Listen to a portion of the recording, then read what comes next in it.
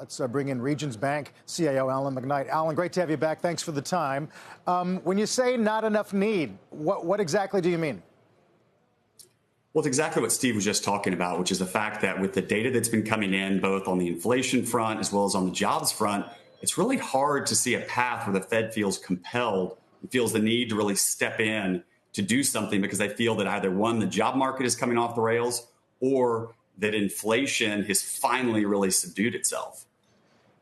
Do you believe we are in a restrictive range, and is that in itself worth the cut, at least from an insurance standpoint, given some of the uncertainties coming at us, say, in the back half of the year? I think that's exactly what they're grappling with, and it's the old the adage or lyric from The Clash, which is, "If I stay, there will be trouble. If I go, there will be double."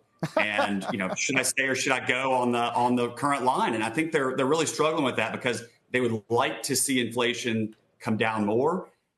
Be careful what you wish for. You hate to see that the employment market really comes off.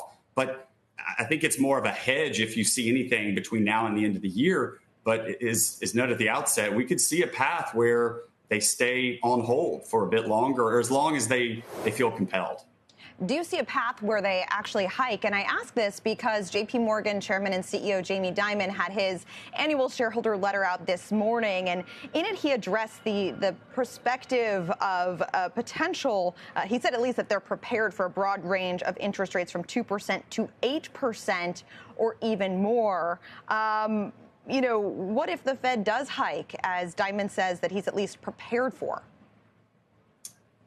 Our worldview is one of probabilities. And so while that is a possibility, we think it's a low probability in terms of the economy reheating and really starting to see a need for rates to move that much higher or for a rate increase at this point. It doesn't mean it's completely off the table, but it's just one of those very low probability outcomes that we don't think investors should spend an inordinate amount of time thinking about, barring another real push higher in inflation right now. And we just don't see that in the cards, although we think it's going to be stubbornly high.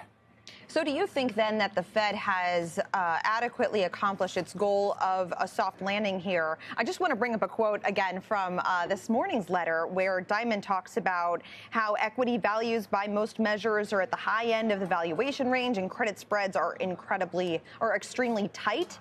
He said these markets seem to be pricing in at a 70 to 80% chance of a soft landing, modest growth, along with declining inflation and interest rates. He believes the odds are a lot lower than that. Do you see evidence that there could be some risk factors out there that derail this soft landing that the market's been pricing in? Well, I think from our perspective is one that if you were to see the employment picture change markedly, and we think that would occur only if companies saw a material decline in terms of revenue projections, because they see a real softness coming through. We haven't seen that in the consumer yet. We've seen it on the low-income consumer side. We haven't seen it on the high end yet.